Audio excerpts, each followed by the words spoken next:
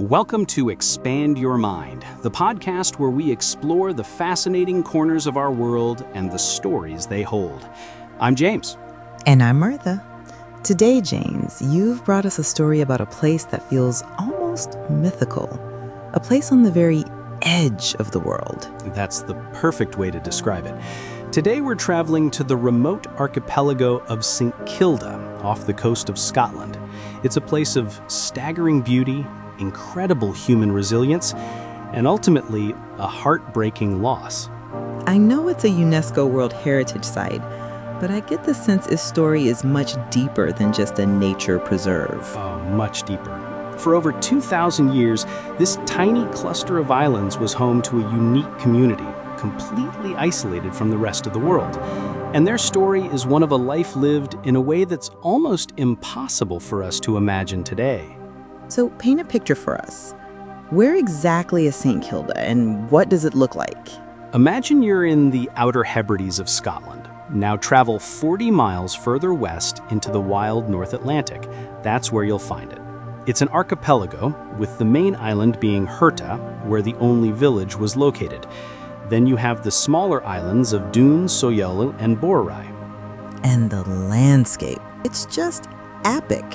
It has the highest sea cliffs in the entire United Kingdom, and rising from the ocean are these colossal sea stalks, pillars of rock like Stacken Armon and Stack Lee, which are home to tens of thousands of seabirds. It sounds both beautiful and incredibly harsh. Not an easy place to make a home. And that's what makes the St. Kildans so remarkable. Their entire existence was shaped by this environment. They had very little agriculture, just some barley and potatoes in the small, sheltered area of Village Bay.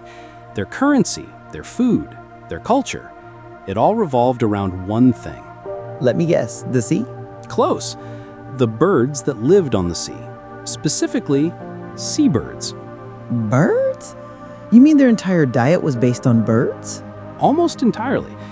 Not fish. Surprisingly, the stormy seas made fishing too dangerous. Instead, they ate gannets, fulmars, and puffins. And to get them, the men of St. Kilda became some of the most skilled and fearless climbers the world has ever seen.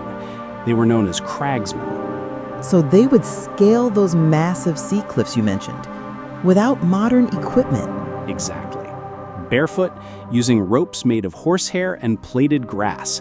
They would dangle hundreds of feet above the crashing waves to harvest birds and their eggs from tiny ledges. It was a skill passed down from father to son for centuries.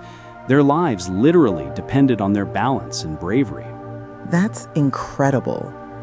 It's a level of physical courage that's hard to comprehend. What was life like in the village itself?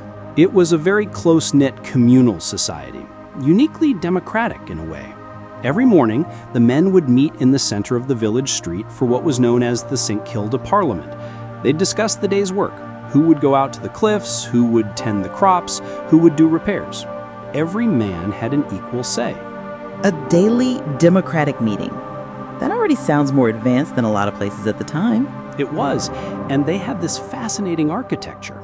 All over the island of Hirta, there are over 1,000 stone storage structures called cleton. They look like little stone beehives. Their dry stone walls were permeable, allowing the wind to pass through, which was perfect for drying and storing the salted birds, eggs, and turf for fuel. So they had this completely self-sufficient, unique culture, isolated for millennia. What changed? This is usually where the story takes a turn, isn't it? It is, and it's a classic story of how contact with the outside world can be a double-edged sword. In the 19th century, tourism began. Steamships would bring visitors who were fascinated by these primitive islanders. They brought money, which was new, but they also brought diseases. Diseases the islanders would have had no immunity to. Precisely.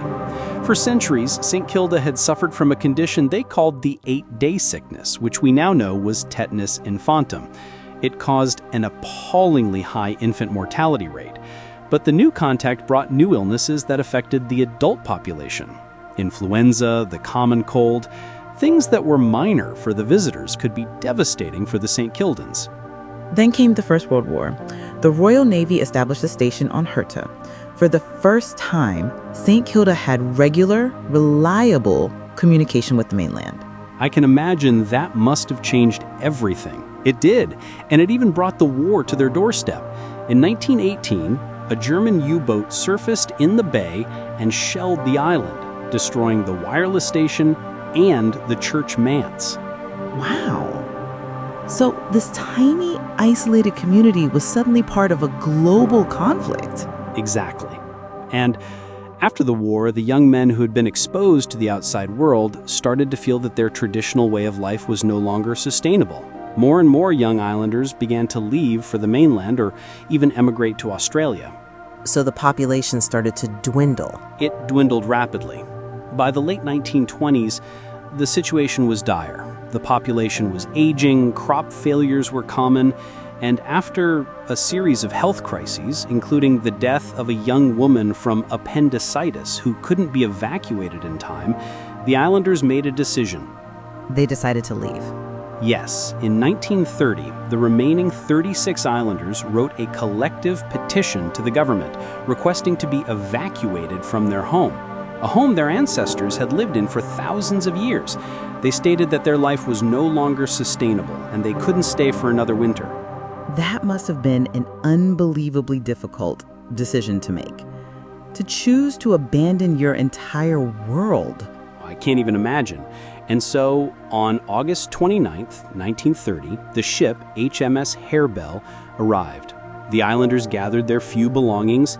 In a final, poignant gesture, they left a Bible and a small pile of oats on the table of each cottage, locked the doors, and boarded the ship. As the Harebell pulled away, the islanders reportedly wept as they watched their home disappear over the horizon for the last time. So what happened to St. Kilda then? An empty island full of ghosts? For a while, yes, the island was sold to the Marquess of Bute, a keen ornithologist. When he died in 1957, he bequeathed the entire archipelago to the National Trust for Scotland. Around the same time, the military returned, setting up a tracking station for a missile range on the Outer Hebrides. So there's still a small, non-permanent human presence there today. And that brings us to the UNESCO status. It does, and this is what makes St. Kilda truly special on a global scale. In 1986, it was made a World Heritage Site for its natural heritage, the cliffs, the birds, the unique landscape. But then in 2005, the status was extended to include its cultural heritage. The story of the people. The story of the people, their parliament, their Cleaton, their incredible connection to the environment. This makes St. Kilda one of only a handful of places on Earth with a dual World Heritage designation, recognizing that its nature and its human history are inextricably linked. You can't understand one without the other.